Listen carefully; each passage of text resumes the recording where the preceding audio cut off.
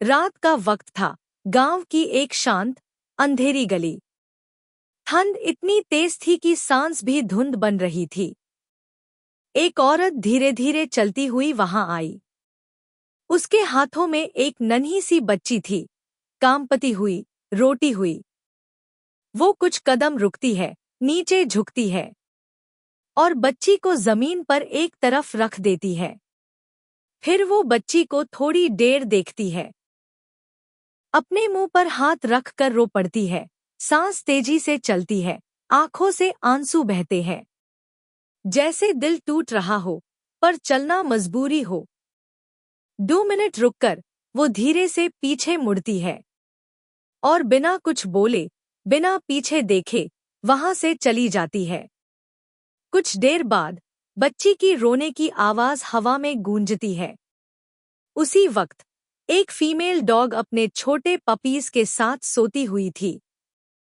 उसने आवाज सुनी, सर उठाया, हवा को सूंघा, फिर धीरे धीरे बच्ची के पास गई और उसे थोड़ी देर देखा, जैसे समझ रही हो ये छोटी सी जान सुरक्षित है या नहीं। फिर कपड़े का सहारा लेते हुए बच्ची को उठाया और अपने छोटे पपीज के पास ले जाकर जेंटली रख दिया। उनके साथ घेर कर रात भर गर्मी और सुरक्षा दी और खुद भी वहां बैठे गई उनके साथ रात गुजारने के लिए। सुबह हुई। गांव के लोग ये मंजर देखकर हैरान और शॉक हो गए। तब एक लेडी धीरे धीरे नरम हाथों से बच्ची को उठाती है और उसे सुरक्षित जगह ले जाती है। आखिर में एक ही बात समझ आती है, कभी कभी इंसान मजबूर हो जाते हैं पर एक जानवर इंसानियत निभा जाता है। हरियाणा के सुनसान खेत में जो हुआ वो इंसानियत के गाल पर तमाचा था, क्योंकि यहाँ एक माँ ने अपनी नवजात बच्ची को ठिठुरती रात में घास पर फेंक दिया। न कपड़ा, न ख्याल रखने के लिए कुछ, ठंड में मानो मरने के लिए छोड़ दिया।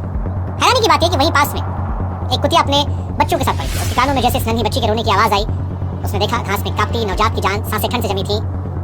उस जानवर में इंसानों ज्यादा इंसानियत थी।